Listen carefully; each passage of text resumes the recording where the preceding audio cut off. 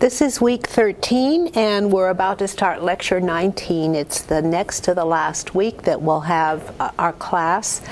And I thought I'd kind of fill you in on what we're going to be doing for the next 2 weeks, which really, I'm sorry that my lecture numbering is so irregular, but sometimes I skip lectures and sometimes I lump them together. Tonight, the whole lecture is lecture 19, and so we'll stop somewhere in the middle and then take it up at the break. And then next week, I plan to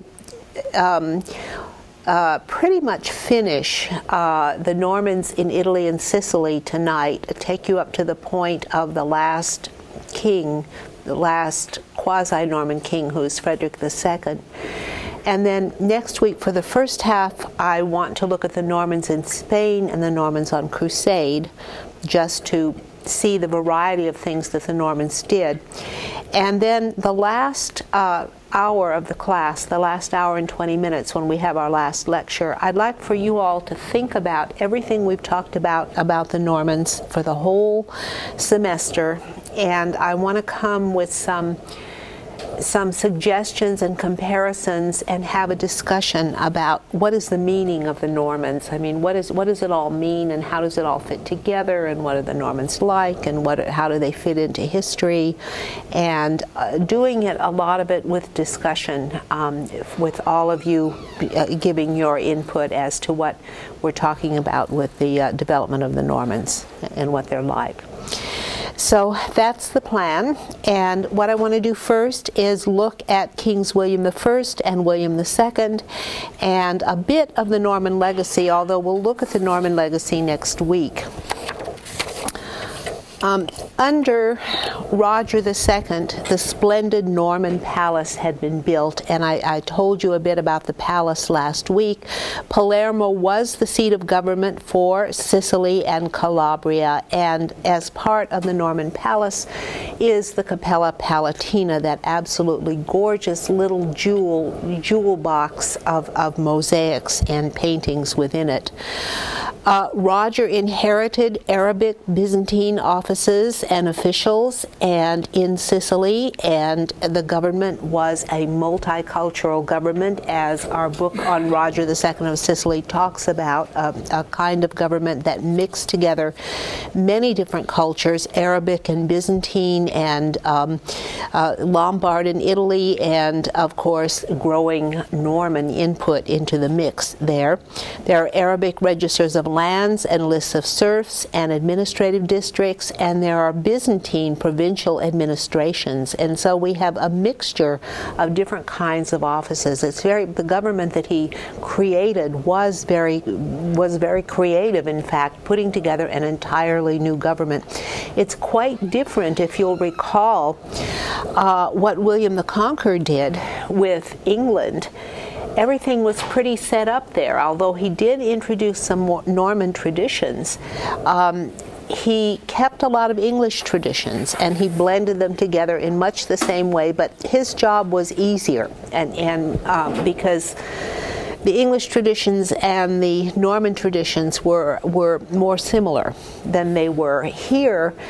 The Byzantine traditions and the Muslim traditions were quite different from each other, and then the Normans are wildly different from the Byzantine and Sicilian and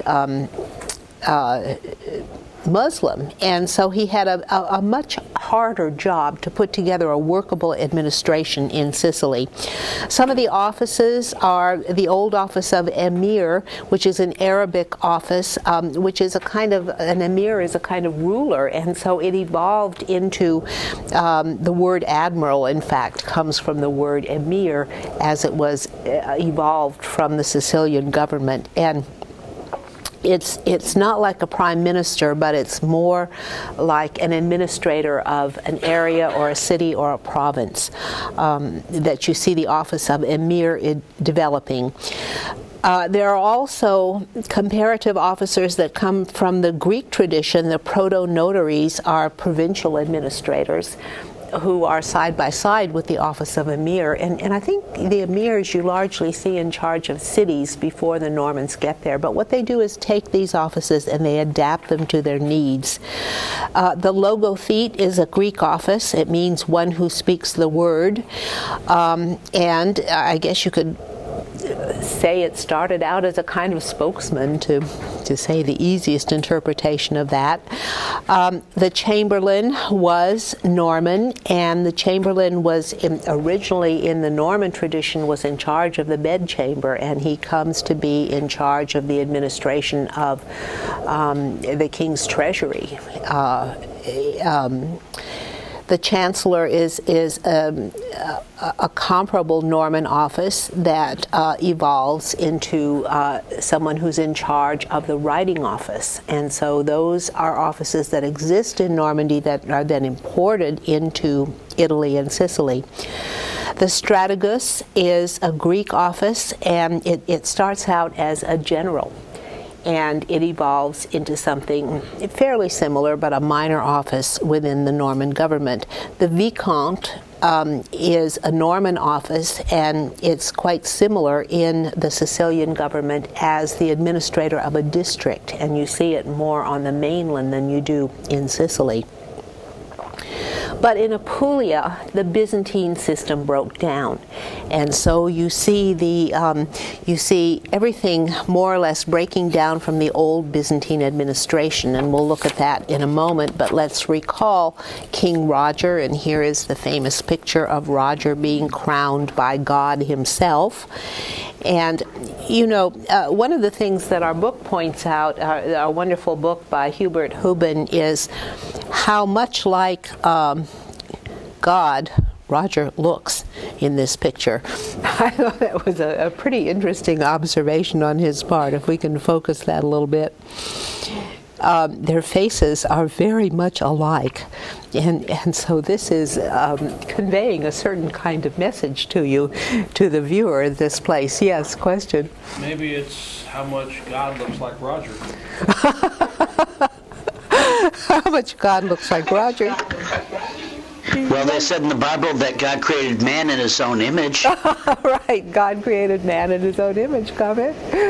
Now, in some of my reading, because I'm looking at, for my research, I'm looking at some of the females behind the male rulers. Mm-hmm, good. And it's pointed out that they use a distinctly different administrative system in Sicily from the rest of from the mainland. Yes, you're right about that. It's distinctly different, and this is one of the problems of speaking about the kingdom as a kingdom, the kingdom of the two Sicilies, and speaking of it as a unified kind of empire or kingdom or realm, because there are different political systems everywhere. And I was just about to talk about how the mainland is different. Really, he tries to govern Sicily and the southern part of Italy, and silly, I'm forgetting the name of it, but I'll tell you in a moment, that it's Calabria? Calabria, thank you. Sicily and Calabria, he governs as one unit, as one unified kingdom, but that's what he inherited from his father, Roger. And so those hold together, but everything sort of breaks apart, especially in Apulia, in that area that used to be Byzantine, and because the heritage is so different. And so the question is, how unified is it, and can you really consider it a realm? And so the argument in Huben's book is that since Roger is able to pull it together and hold it together for at least 2 generations, then it's a real kingdom. That's essentially what he argues. But here we have Roger looking very much like God, which is quite interesting, I think. After all, kingliness is next to godliness. Kingliness is next to godliness, okay. Yes, and here it very much is. Okay, let's zoom out. And this is the famous picture in the Martorana. And here is the Norman palace in Sicily, if you've forgotten what it looks like from last week. The Norman palace in Palermo. kind of modernized a bit, but you can see the major outlines of it. It reminds me very much of actually the White Tower in London, which started out as William the Conqueror's first castle that he built in London, and then a whole complex of buildings grows around it. And this is what happened with the Norman Palace in Palermo. And here we can see the interior of this beautiful Cappella Palatina, which is a little jewel box. I'm sorry this is so dark, but it just glitters and glows with the golden mosaics on the walls, and it's just an exquisite work of art, but it's tiny. It's a very small chapel. We're going to see that the Normans build on that and expand on that idea of having a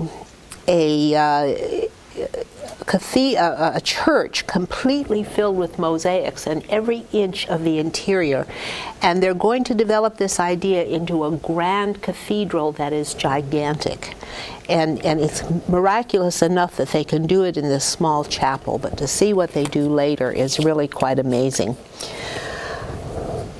In Apulia, the counties were autonomous, and so you see the local lords kind of breaking away from the centralized rule in Palermo.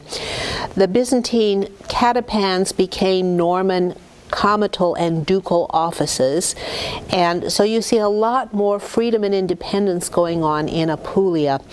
Other offices in Apulia were derived from the Normans, the Byzantines, and the Lombards, and so you see a widely different government growing in Apulia from the one in Sicily. Yeah, question? The reading I'd been doing also pointed out that Roger II and his wife were, and his mother before him had also been very careful not to allow many counts into Sicily itself. That they didn't want any rivals for their power there, and that most of. You're right about that. Yeah, they didn't want any counts in Sicily, and so he tried to keep them at bay and keep them all on the mainland in Italy. But there was nothing he could do because they were hereditary offices, and in the Middle Ages, tradition is everything. It's very hard to break with tradition. It's very hard to change what you inherit, and so this is all the more admirable that he could weave together these various traditions that everybody is used to. And in fact, in Europe, if you go to France or England, the concept was that custom is law, that you have to do things the customary way, and that's law. And so he's trying to do that, and yet he's innovating at the same time that he's trying to keep the customary systems going and to weave them all together into an administration that works. It's very remarkable. So you have a different administration in Apulia, a different set of customs, because the Norman customs are stronger and the Lombard customs are not really in Sicily, they're in Apulia. In Campania, you have the Lombard customs of Capua, Salerno, Naples, and Gaeta. And you see the installation of Norman offices, also of chamberlains and justiciars, and the legislation that he's writing that then is applied kingdom-wide. And so he's trying to centralize things, but it's pretty impossible to really centralize them thoroughly, but he's doing the best job he can. The justiciars are a new office. In England, of course, the office of chamberlain and the office of chancellor have grown to very important offices, and so they're Norman offices, and they're growing stronger in the Italian Norman areas as well. The justiciar is an office that you also see in England, and in both cases they're responsible for higher criminal justice. In England, they were They were a set of royal officials who traveled around the kingdom and rendered the king's justice so that they could supersede the justice of the local courts, whether they were the 100 courts or the sheriff's courts or the feudal courts. And so eventually under Henry II, the justiciaries could hold those royal courts. And they are somewhat similar in Italy and Sicily. They're responsible for higher criminal justice. They could also intervene in disputes, but they left the lesser crimes to the local judges. And Roger tried to transform the local judges into royal functionaries, and I like to think in this case of a parallel between what William the Conqueror did with the sheriffs of England, where he transformed them from local offices to royal offices, royal minions who reported back to him. And it looks like Roger was trying to do something similar to that. The chamberlains administered the crown property and collected the revenues and the taxes, and so they were in a way a chief financial officer of his kingdom. The cities at first were autonomous, and later they were taken under royal control. And of course there were many more cities in Sicily than there were on the mainland, more big cities and more autonomous cities. From 1140 onwards, there was a trend toward unification, and 1140 is a kind of watershed date where things start to improve after that as far as the royal administration is concerned. From 1140 onwards, there's a trend toward unification and standardization.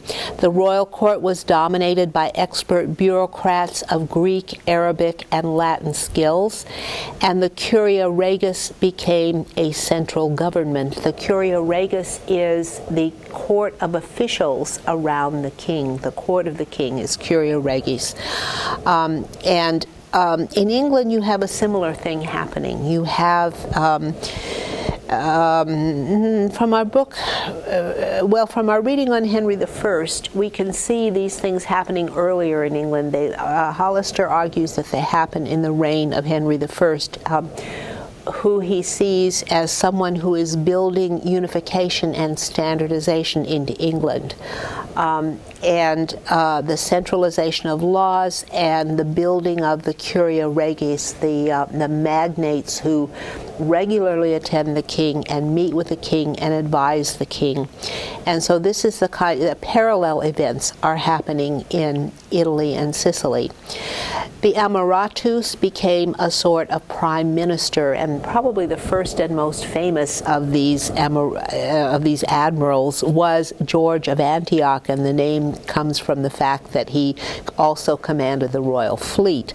And so you see the development of a kind of prime minister. Nothing like that happened in England. You have no office that is like a prime minister. The Dueña de Secretis were registers of land and property administered by a master chamberlain, and so this means the collection of secrets. Now I can't remember what dueña means. It comes from an Arabic word and it's adapted to a Latin word here. But they're registers of lands and property that are documents that keep track of who owns what and where it is. Yeah, comment. Divan is the Arabic word which really means chancery. Okay, yes, that's right. Now I remember. It's Diwan, D-I-W-A-N. Is that right? Mm-hmm. Yeah, okay. And it's a kind of chancery, but there is a parallel in England, and that is Domesday Book, a register of all the lands of England. So you have something parallel, but it's much earlier in England. Domesday Book, of course, is from, it's being done about 1086, 1087. You also see, from 1140 on, the growth of the Latin element in the government. The chancellor gained importance and came to oversee the royal chancery, where the chancery is the writing office where all the documents are written. And in this case, of course, it's a much more extensive job. It's an incredible job because documents are being written in 3 different languages. And so the chancellor has to be very talented and a very good administrator and a very talented man. And one of the extraordinary things is they're Englishmen. Robert of Selby and Thomas Browne come from England, and they fill this office of Chancellor. And so I was talking with one of my friends about this, and I was rather astounded that you have these Englishmen traveling to Sicily and filling these offices and making their careers or starting their careers in the office of the King of Sicily.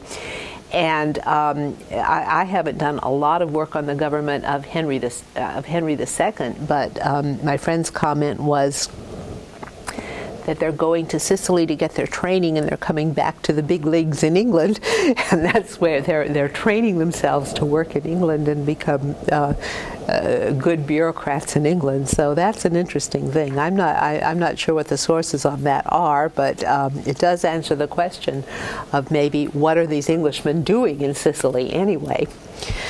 The Chancellor's office, the Chancery, saw the production of documents which are Greek and Latin, and perhaps in Arabic as well, but more in Greek and Latin than in Arabic, because they're kind of putting the damper on Arabic and Muslim elements of the government, and they're raising the Latin and keeping the Greek. Interestingly enough, the Greek elements seem to rise to the level almost of the Latin ones.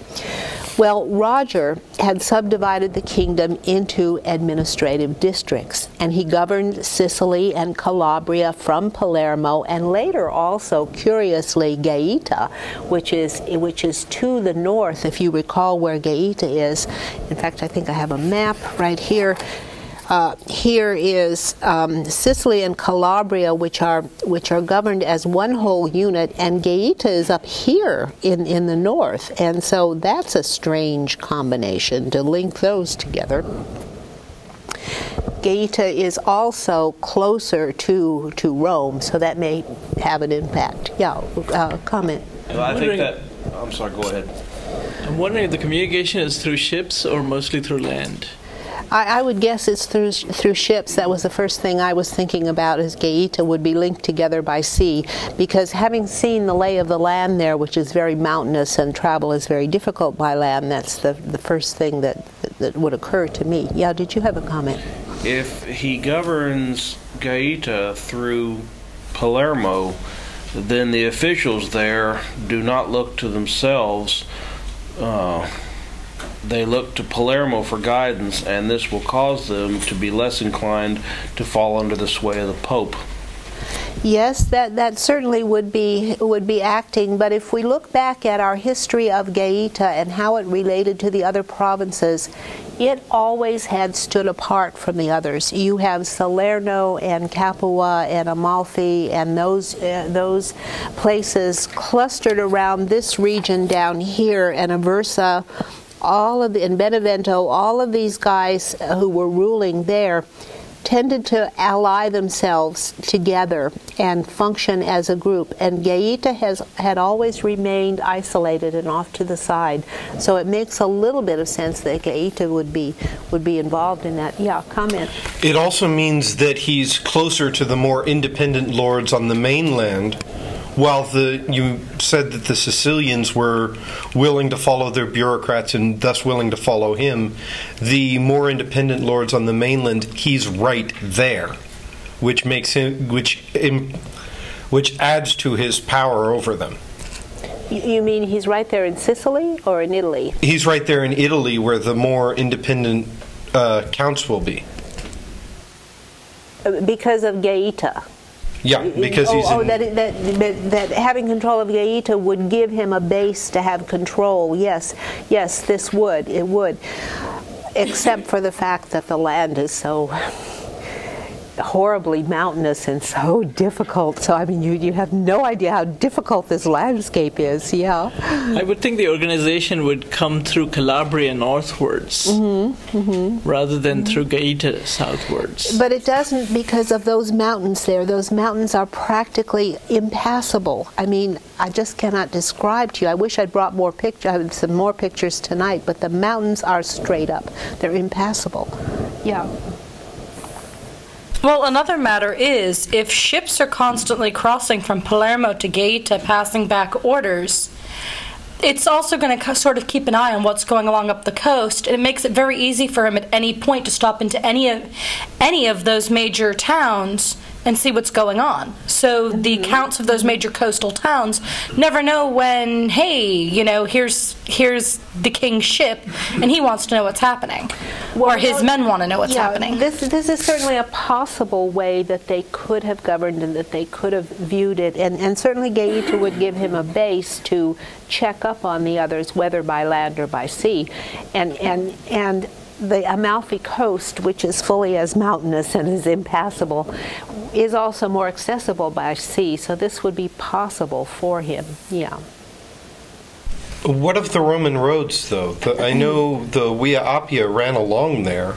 It did. It goes through there. And it's in pretty good condition, even today, amazingly enough. But it doesn't...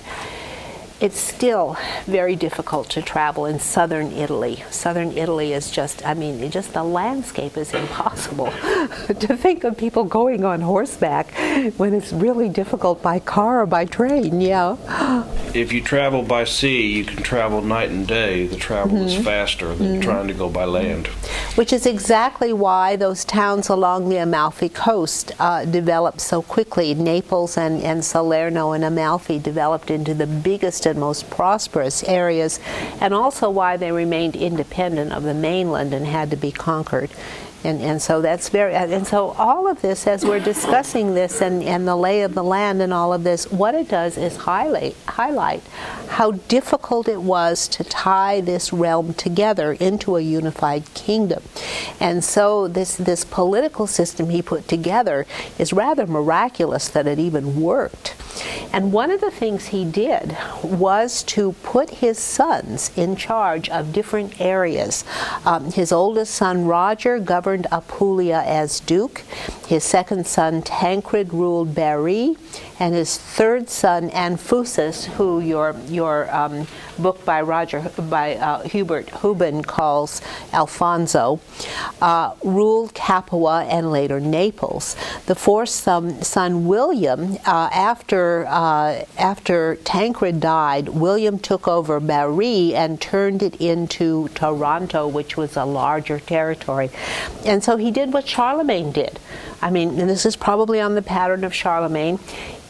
Who could he trust more than his sons? And so this would have a double impact. First of all, he would have people in charge of the various regions who would have a very good reason to be loyal to him.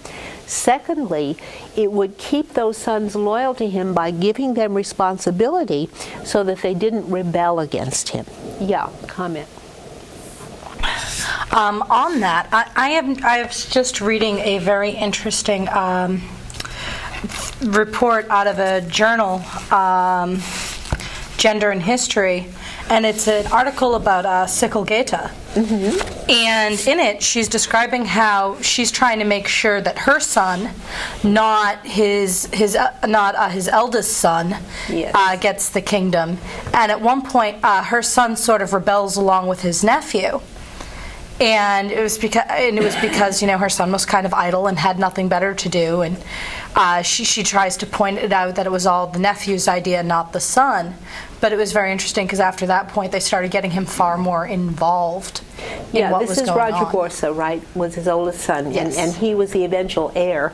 Well, no, Roger Borsa isn't the oldest son. It was Sigelgaita's oldest. Sigelgaita's oldest yes. son is Roger Borsa, the oldest legitimate son, and of course Bohemond was the oldest illegitimate son, who was originally legitimate. And so they were at war with each other, both claiming the inheritance.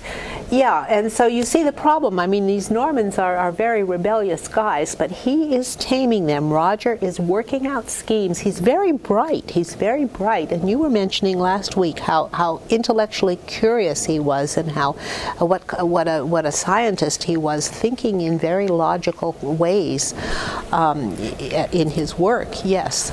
Yeah, we think of centralization sometimes maybe in modern ways, but I'm thinking more the counts of those times and the sons that he had placed over the provinces and Apulia and Capua would be quite independent in terms of administrative and there's. You wouldn't expect micromanagement from Palermo. No. That just wouldn't be practical. Yeah, but we have something like micromanagement in Sicily, but not on the mainland. It's pretty impossible on the mainland. So he organized his sons to be a kind of hands-on viceroy in his stead in the areas of Sicily. In 1140, he reorganized the kingdom into new counties governed by counts as royal vassals. So he was putting into place a system that took account of the system of feudalism, which is a Norman system, where vassals have these personal bonds, a very fierce loyalty to their lords. And so he's drawing on that tradition to put counts loyal to him and vassals of him in control of the new counties. He also had a royal army which consisted of knights and troops and Muslim archers. So you have actual cavalry, and then you have men-at-arms and Muslim archers, and there's a record of this called the Catalogus Baronum, which lists the military obligations in Apulia and Capua.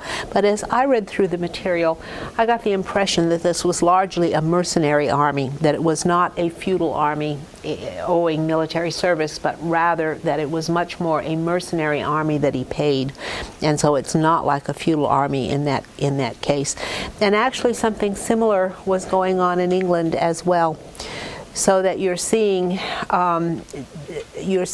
more and more that the royal army, which is called the Fyrd in England in the Anglo-Saxon tradition, becomes a much more professional army because the king is more constantly accepting money payments to hire mercenaries rather than actually having people do military service to them. It's kind of like what's going on in Iraq right now, that you have a private army of security people there side by side with the real army, who are being paid a lot more money, which is interesting.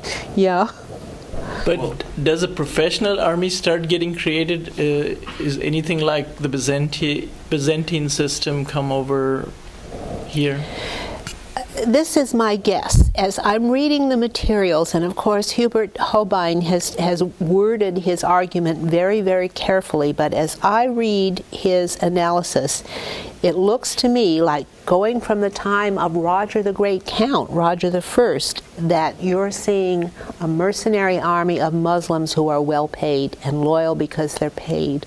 And this seems to be the major military force in Sicily, while you would still have elements of the feudal army on the mainland. Yeah, did you have a comment?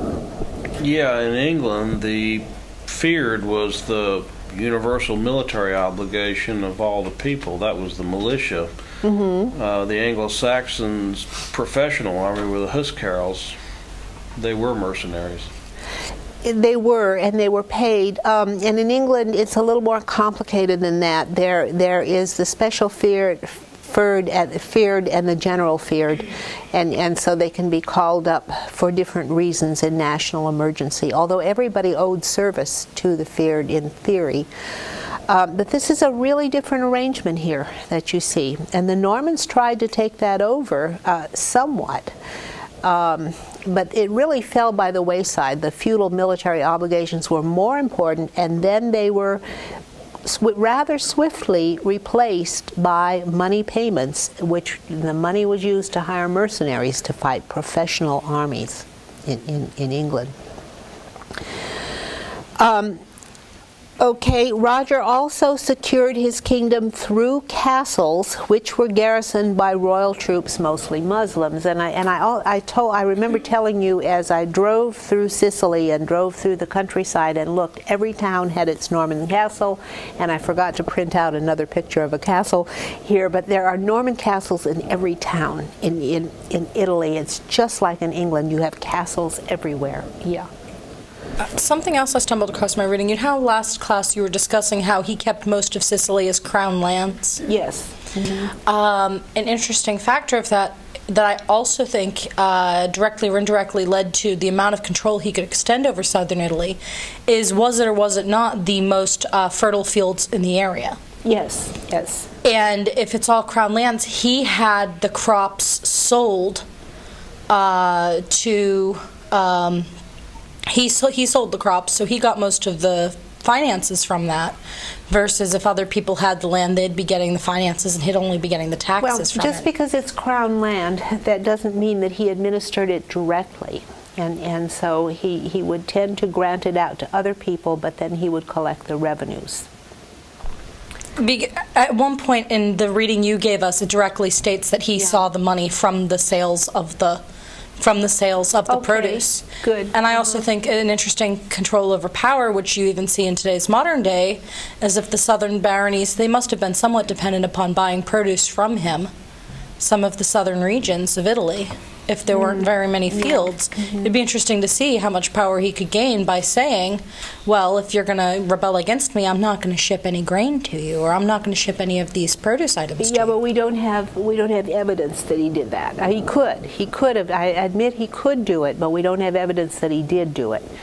And surely Sicily, during the time of the Roman Empire, was the granary of the entire empire, and so it's very fertile. And given the landscape in Italy, which has some farmland in it, but it's very mountainous. Yeah, did you have a comment? And North Africa was beginning to depend on Sicilian produce also a lot. Yeah. North Africa was a huge market for the Sicilian grains, and in fact that's why Roger I was down there invading it, because he wanted to secure his markets, because he didn't like the warfare going on between the various emirs and the various groups in Sicily. But I don't know that he built castles in Africa, and he built castles all over southern Italy and also in Sicily. There are just so many castles, and I'm sorry I didn't bring a picture. I actually have some pictures of the castles as they were developed. I'll try to bring one next week. Here is our map, and virtually in all of these towns, and as you go up the coast, along the coast and inland along here, there are castles in virtually every town, and there are just numerous little small towns. They're really small, and they're all filled with Norman castles in this whole area. So this is how he controls things. It's true in Sicily as well. A quick question. I'm just having a hard time reading the writing on the map. I know the tip of the so-called boot is Calabria, but what is the region just above that? I'm having trouble reading what you wrote there. Basilicate, but actually Basilicate is here, and this is Campania up here. I should have made Basilicate go this way, and then this is Campania up here, moving into this area. Okay.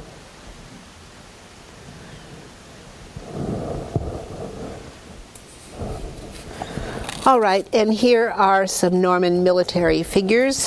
We've actually seen these little knights before, but I just love them. And so we see Norman knights who he would have been calling on. All right. Okay, what about the laws of King Roger? I want to spend probably the next amount of time we have before we take our break looking at the laws of King Roger as they appear in the Liber Augustulus, or they're sometimes called the Constitution of Melfi.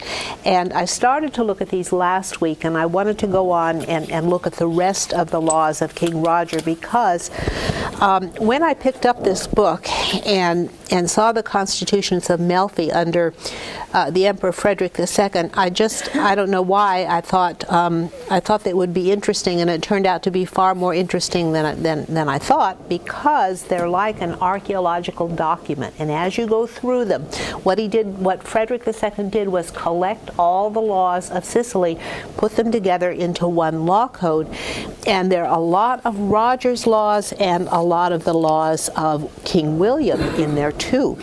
And so King Roger, I read some of these last week, some of his laws of Roger II. Okay, I guess I want to look at the introduction. We've already covered that material, so let's look at his laws from the beginning. Okay. Title 3, about those apostatizing. I mentioned that last time. And what you do with laws is you read them backwards. Okay, if there's a law against something, that means it's happening. And so that he's passing a law against people going away from the Catholic Church and maybe converting to Islam or converting to the Greek religion. And so he's passing a law against it. Yeah. 2 quick questions. I was having a conversation with him the other day, and how were these laws passed on to the people? How did the people know what was legal and illegal? Now that's an interesting question. Especially those who couldn't read, who couldn't maybe read a new notice posted up. They would be announced, and they would pass by word of mouth. I mean, they wouldn't. I'm not sure that we know exactly how they would be spread. Because if there's a long list of laws, and it seems like this book has a pretty good-sized collection. It's a huge collection of laws. I'm sure everybody didn't walk around with them in their head. Was there something like the law speaker? Well, obviously they were written down, but they didn't have a law speaker, and people would learn through going to court. Okay, the first laws that Roger passed were... Roger had to devise royal institutions for a land that had not known the rule of a single power since the reconquest of Italy by Justinian in the 6th century. Here, Greeks, Lombards, Arabs, and now Normans lived by their own laws, customs, and institutions. So the first laws that Roger passed were the Assizes of Ariano in 1140. And even later, Roger laid the foundation for a tradition of royal legislation that culminated a century later under his grandson, Frederick II, in the Liber Augustulus. Okay, let's see if I can... Well, I'll tell you what, I'll look during the break and see if I can find the answer to your question at how he let the people know. My guess is, I can tell you how they did it in England. There would be royal announcements, and the king would write a charter that would be an announcement that would be read in the churches or read in the community, and this is the way the knowledge of the laws would be spread. My second question is, with these, do you have these as part of your lecture notes typed up?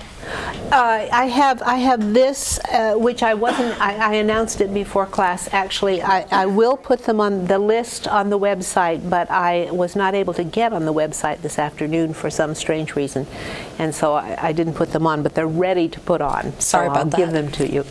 Okay. Well, we talked about apostatizing and the fact that people were apostatizing. They were leaving the Catholic faith, and what he says is, we will pursue them with vengeance. We will despoil them of all their goods and withdraw those who break a promise or vow from the protection of our laws. So what he's doing is declaring anybody who leaves the Catholic faith an outlaw. And this is almost, remember that we talked about outlaws as a Scandinavian custom, that they're outside the law. We abolish their inheritances and cancel their every legitimate right. So if someone leaves the Catholic faith for another faith, they are literally trounced out of the community. Okay, no one should meddle in the deeds and counsels of the kings, and this is a law against treason. Okay, no one should dispute about the judgment, plans, and undertakings of the king. For to dispute about his decisions, deeds, constitutions, plans, and whether he whom the king has chosen is worthy is comparable to sacrilege. Okay, it's not only treason, but it's sacrilege. It's going against God. Okay, this is a pretty strong statement of his royalty here. And it doesn't give a punishment for it, but let's look at the next law about the authority of the king. Many laws have punished sacrileges most severely, but the penalty must be moderated by the authority of the one who is judging, unless perhaps temples of God have been openly and violently despoiled, or gifts and sacred vessels have been stolen by night, for in that case the crime is capital. Okay, if anybody despoils a church, death is the penalty. So here is the penalty, but he tells the judges to be relatively lenient to other people unless they really damage the churches. So that's a kind of interesting one. So the first laws he passes, it's quite interesting that the very first laws Roger passes is one about going away from the Catholic faith, apostatizing, and secondly, the royal power and the penalties for going against it. Yeah. There is a need to increase the Catholic population of Sicily anyway. So it's important to... Yeah. So to have people go away from it, it would really be something that would be something that he would try to avoid. Okay. Yes. Comment. These sound very similar to Charlemagne's laws, and the word form just slipped out of my head. Capitularies. That's capitularies. They're actually not. If you put them side by side, they're actually somewhat different. But there is a similarity, but they're not identical. Not even close to being identical. Yeah. Comment. Well, considering this law against apostatizing from many of the religions, really, what I think that does is, I guess, perhaps currently in Sicily there had been a somewhat of a balance, and or they had achieved somewhat of a balance, and perhaps he wanted to avoid any one religious group maintaining the majority, especially considering the amount of trouble he's had with the Pope or with the Byzantine Empire, if either one became... Well, that's reading a little bit too much into the law. I mean, that's reading a little bit too much, and it's a reasonable guess about what could have been happening, but we don't have direct evidence for that kind of mass conversion. Here is a law against conversion. That means people are converting, but we don't have any numbers, and we don't have any harder evidence than just the law. Yeah. Well, he was, after all, in a sense, the Pope's vassal, but at the same time, the head of the church down there. This was his obligation as the Pope's vassal and the head of the Catholic Church down there. Absolutely. At the same time, the laws against questioning the authority of the king, etc., what that is intended to do is to take all these different areas which had been centuries of independence and make them understand that there's a new broom. You are now part of a larger entity, and you're going to stay part of a larger entity, and you've got to start thinking of yourselves as part of a larger entity and no longer as separate and sovereign. Yes, and of course he has his mercenary army to enforce these laws. But I guess also moving away from the Norman equality concept and creating a regal atmosphere, there is a need to distance the population from the king. Yes, and he is clearly distancing himself and seeing himself as sacral, which we saw vividly in that picture that portrayed him as being almost identical to Christ in his facial features, that he was almost God personified. Well, let's look quickly at some of these other laws, and so that we can see what he was actually trying to do. The next law is about rape and violence inflicted on nuns. If anyone presumes to rape nuns or novices, even for the purpose of marriage, he should be punished by death. Okay, nuns cannot leave the nunnery to be married, and so this is an important law that he's passing. Okay, establishing the right of nuns.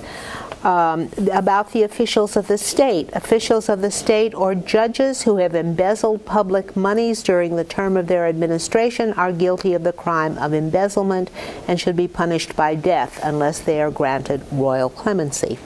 Okay, embezzlement is going on, and it's one of the first laws he passes. Any official who has allowed public goods to be lost or diminished by his own negligence should be considered guilty in his own person and property at the discretion of the royal clemency. Okay, they are responsible for the public good. his own royal officials are responsible for the public good. Okay.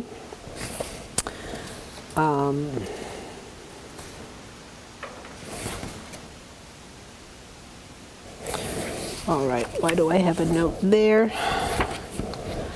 The next one is in Book 2, and shift this here. About him who receives a wife after the crime of adultery has been attempted, about the full restitution of the legal status of women. Okay, now we have some more laws passed about women, and clearly we've got a society where we have vastly different customs about women, Norman women, Greek women, and Muslim women, and so there is a problem about the laws governing marriage and the treatment of women. Isn't this interesting that this is one of the first things he passes laws about? Whoever receives a wife after the crime of adultery has been attempted seems to have abandoned himself. Therefore, he should not be able to raise any further complaint. So that if a woman has committed adultery and a man wants to marry her and does marry her, then he gets what he deserves and what he asked for. And so he should not be able to raise any further complaint. If he marries a woman who has been adulterous and he knows it, then he can't hold it against her at some later time. This is a rather humane law, isn't it? So that he can't first accept a woman and then reject her because he changes his mind later on. Okay, yeah, comment. I'm finding some of these laws interesting because right now I'm examining whether the Lombard and Italian wives of Norman men had more rights than they previously had, because a lot of the laws under the Lombard rule were a lot stricter for the women. Very interesting. And the article I'm reading right now seriously gets into that. You know, that Robert Guiscard's marriage to Sicily wasn't just a way for him to rise to power, but a way for her to rise to power. And she achieves a lot of power. In several charters, she signs it as dukes instead of the Italian word for the Latin word for duchess. Yeah, she uses the term for duke.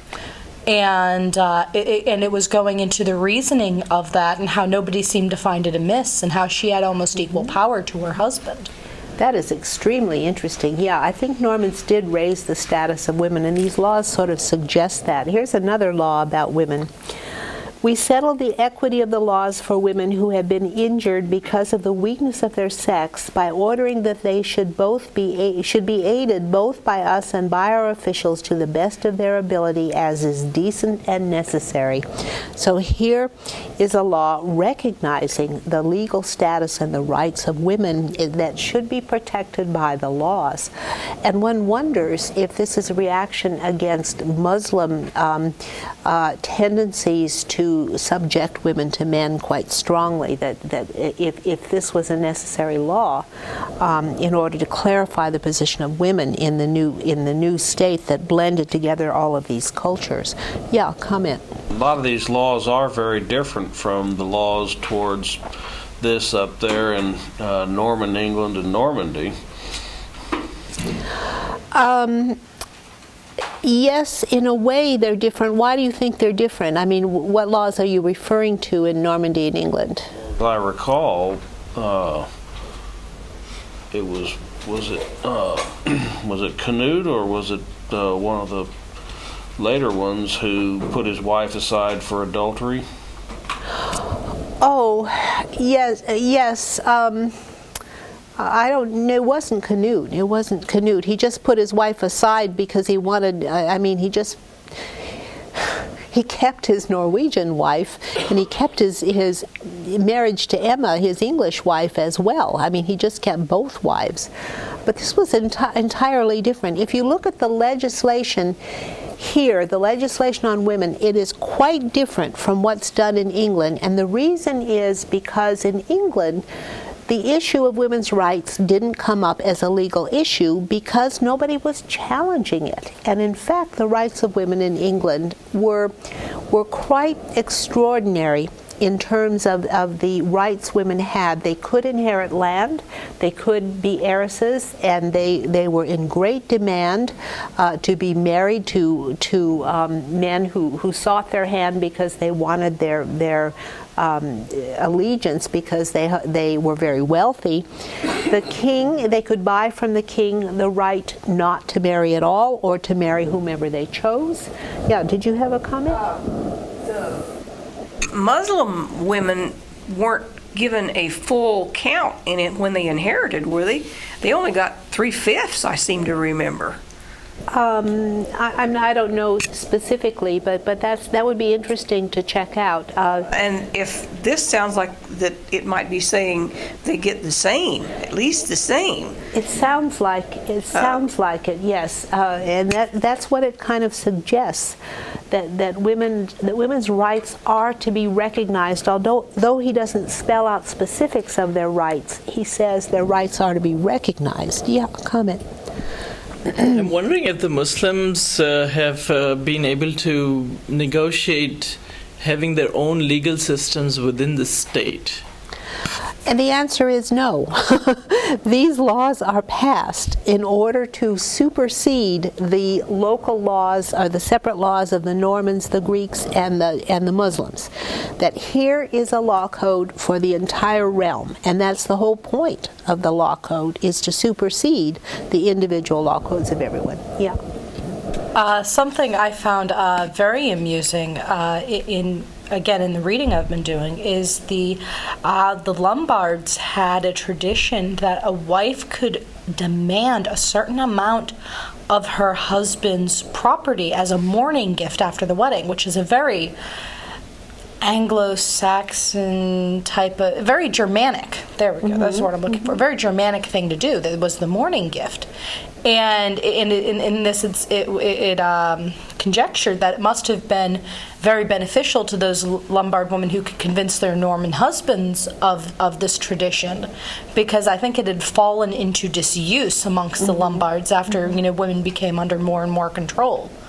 Yeah, and because it does show that there were several important wives of Normans that had their own property and were administering their own property. And this is true in Normandy. It's true in England. If you track down what women are doing, they are able to hold their own property, and there are some cases in which the women kind of abuse that too, when they're guardians of their sons, and.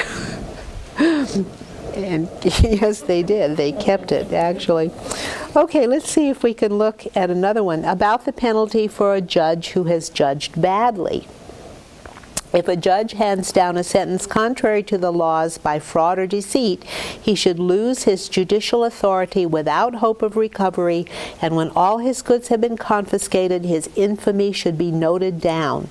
But if he makes a mistake in a sentence out of ignorance of the law, he should be punished for the simplicity of mind he has manifested on behalf of a decision from our will. Okay, if he does things maliciously and on purpose, then he loses everything. But if he makes a mistake because he's simple-minded, he's treated with leniency.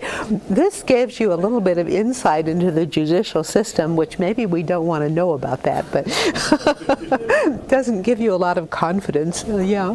No, actually it does, because it means that the judges are now going to have to bestir themselves to know the law. Furthermore, there's going to be an eye kept on them, and if they're caught taking bribes, etc., they can be in real trouble. Yeah, but I mean, if they through ignorance of the law, I mean, but you can see how he's they saying would be. Ignorance of the law is not going to be an excuse anymore. You will make sure from now on you know the law. Yeah, he's kind of saying that, but I mean the penalties. He's trying for quality judges, and that's the upshot of this law. Well, not only that, the judges are not going to apply any other laws. They're not going to apply the old laws. They're not going to apply the old customs, and they're not going to be allowed their own free exercise of what they think is right. Yes, that's an excellent point. I think he's really controlling these judges. Here's another law about the judges. If after a judge has received money, he declares that someone is guilty of a crime and of death, he shall be subject to capital punishment. Okay, if he takes a bribe and convicts somebody, he dies. That's the end of him. Is that if he takes a bribe from somebody and convicts them anyway, or if he takes a bribe and if he takes a bribe in order to convict somebody, yeah, okay. Okay, about the rights of royal property. We desire that our princes, counts, barons, archbishops, bishops, and abbots should know that whoever holds any property, great or small, from our regalia, can in no way and by no ingenuity alienate, grant, or sell, or diminish in whole or in part anything belonging to our regalia in such a way that our regalian rights are diminished or abolished or suffer a loss. This is kind of a feudal law, that if you are administering or holding land of the king that you are responsible for in the king's right. Regalia means the royal property, the part of the royal property. Anybody who sells the land of the king when he's supposed to be taking care of it what happens to him? It also means that the judges or anybody else, the administrators, are not to look upon their appointment as giving them any kind of local proprietary rights of land ownership. Exactly. That's exactly it. If they're administering it for the king, they can't confiscate it for themselves. Okay, but there's no punishment actually outlined here, but this is kind of has to do with feudalism, that if you hold the property in a feudal manner in right of the king, then you are to administer it and not to take it as your own. Okay, the next law has to do with vassalages, how vassals should not be ordained. Okay, if there are vassals out there who are vassals of the king, no bishop can ordain them as a priest, all right? He wants to keep his military men. And so he's actually telling the bishops they can't convert anybody to be a monk or a priest. No bishop should presume to ordain ad scripti, and ad scripti are the vassals, without the desire and assent of the persons to whose right and power they have been subject. Okay, these would be vassals, that would be military men. No more Erlewans. No more what? No more Erlewans. No more Elewans who go away and go into the church. If those with whom they have been enrolled should be convicted of receiving any reward for the permission to ordain or consecrate them, they will lose the right of adscription. And the one who gave the money will be sold with all his property for the benefit of our fisc after he has been removed from orders. But no evil should be able to hinder our constitutions at any time. If, for example, priests have been appointed to a church in the country or in a village, and after their departure others must be substituted, and the obstinate lords of that country, place, or village refuse to allow a substitution among the adscripti, it appears worthy and most just to our clemency that the Lord should be corrected by the law at the just petition of the church, especially since the bishop is looking for a person suitable for the priesthood from the adscripti themselves. But the sons of an adscriptius, who has been called and ordained, should return to the condition of adscriptii and should not receive any advantage. Okay, this is a rather complicated law. And what he doesn't want done is he doesn't want knights to be ordained as priests. He doesn't want his knights diminished, even if there's a dire need for them in the country lands. Okay, that means it must be happening. Okay, let's see. The same, wait a minute, skipping a law. There must have been a shortage of priests. Exactly. Yes, that's absolutely true. Okay, how marriages should be contracted. Now, this is an important law because you've got all these different customs in the country, so he has to clarify what is to be done about marriages. By the present law, we order that all the men of our kingdom, and especially the nobles who desire to contract marriage, must have the marriage celebrated solemnly and publicly with due solemnity and a priestly blessing after the betrothal has been solemnized. Okay, they have to have a formal marriage ceremony. They just can't take people and kidnap wives. Yeah.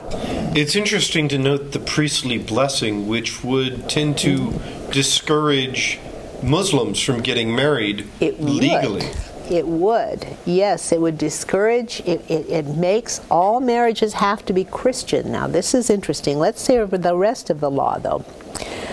Otherwise, they should know that if they die, they would be acting against our royal edict and would have no legitimate heirs either by will or by intestacy among those who were prosecuted from a clandestine and illegal marriage against our law.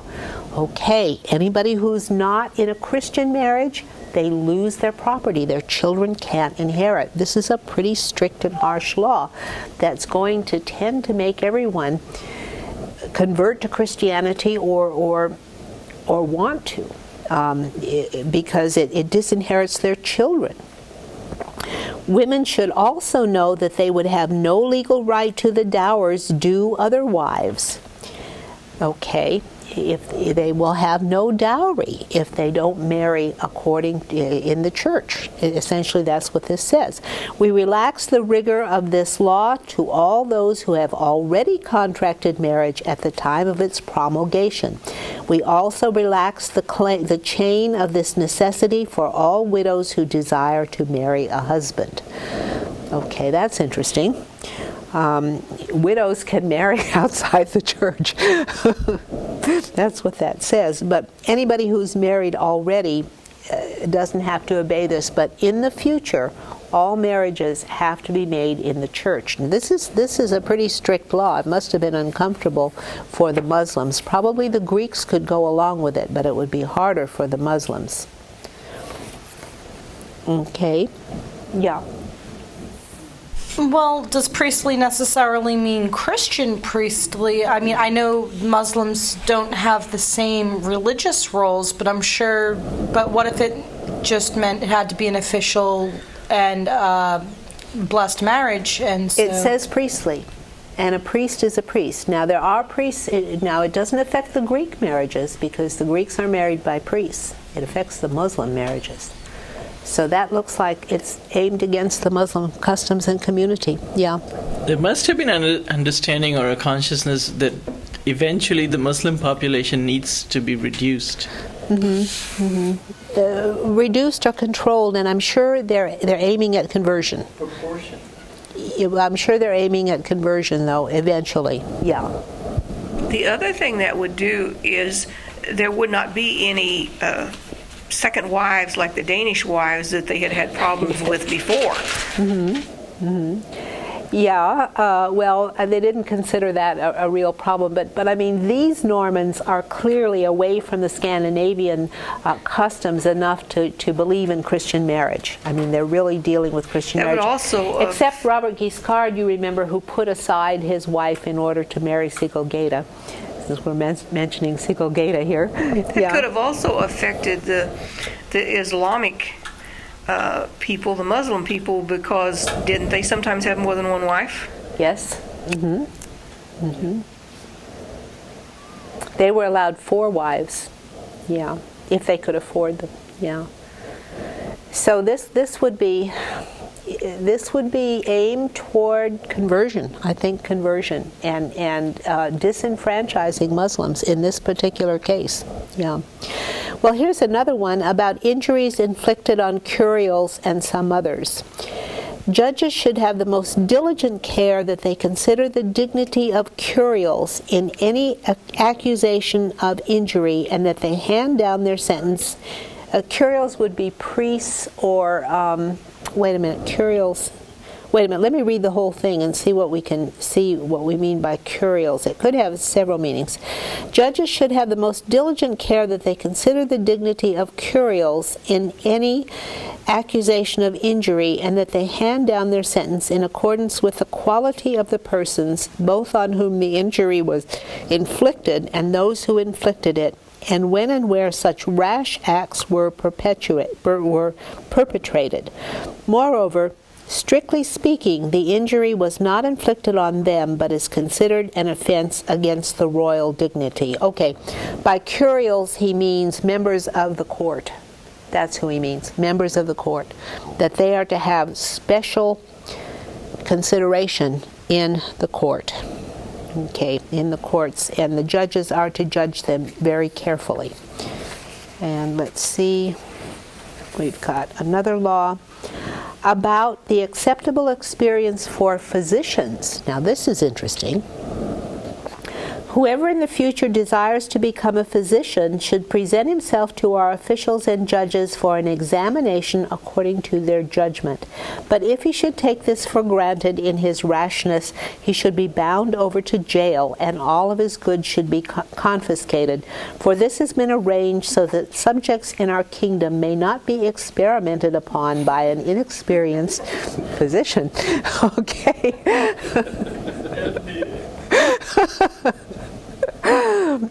This is interesting because people who study and compare the Muslim knowledge of medicine and compare it to the Frankish knowledge, the continental knowledge among the Europeans, know that the knowledge of medicine was much stronger among the Muslim physicians. And so this suggests that he's paying attention to their training and experience, that this might lean onto the Muslim experience. Yeah. I read that at Salerno there was already a medical school. Yes, so there was. Physicians were being trained and physicians were being trained, and there was a lot of Muslim input into that school, and the Normans had a lot of influence. And interestingly, speaking about women's rights, women were trained as physicians in the school in Salerno. There's a very famous textbook about women's health that was written by one of the foremost professors who was a woman at the school of Salerno, and that has been translated. It's available now to read, so that's pretty interesting. Let's see if we can do just one more before we have our break. Okay, about new knighthood. Consistent with divine justice, we approve what must be approved, and we reject the contrary. For just as the good must not be exasperated, so the evil must not be benefited. Therefore we order and propose this edict.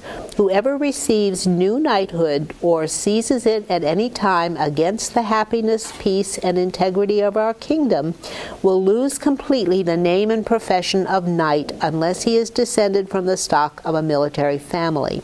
We order the same about those who receive the order of any profession, as, for example, if they obtain the authority of judge or the office of notary, and likewise for the rest. It sounds like he's trying to make knighthood hereditary, plus the position of judge and some other occupations, which sounds very interesting, because if knighthood is hereditary, it sort of confines it to the Normans, because only the Normans were knights. So that's a pretty interesting law. Yeah.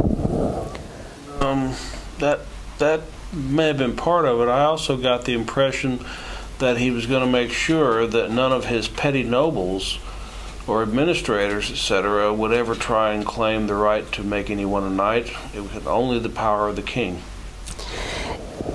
Yes, I think he's trying to control who can confer knighthood, but by tradition, the father and the other knights confer knighthood. A lord confers knighthood on the son of a vassal. And so he's preserving the Norman customs, but he seems to be limiting them to Normans. He's suggesting it's hereditary within the families, and that new knights should not come from non-knightly classes. This also would have the benefit of preserving his bureaucracy. For example, the Greek administrators would be valued for their bureaucratic skills, and more than for their military skills. So he's trying to preserve the professions. Yeah, comment. It seems like the knight's functions would change as the military has more and more of paid soldiers. Yes, it would. But he's limiting it to Normans, clearly. And this would be especially important, not so much in Sicily, but on the mainland, where you see counts and Normans being his administrators on the mainland. It would be more important there. Yeah, did you have a comment? Well, I was just going to comment that this would also, at least for his immediate posterity, ensure that those who had the title of knight would be those who had a hereditary link to him, a hereditary loyalty to his family. Well, except that they have a reputation for rebelling. I mean, in theory, the knights are not loyal to him. That's a problem with that theory. Okay. Okay, now we have a whole bunch of laws in a row that have to do with, they're very short though, all about having to do with money and documents. So why don't we go ahead and take our break, and we can go through those rather quickly when we get back, and then get on to the reign of William the First. So let's take a break of maybe 10 minutes and then come back and finish this.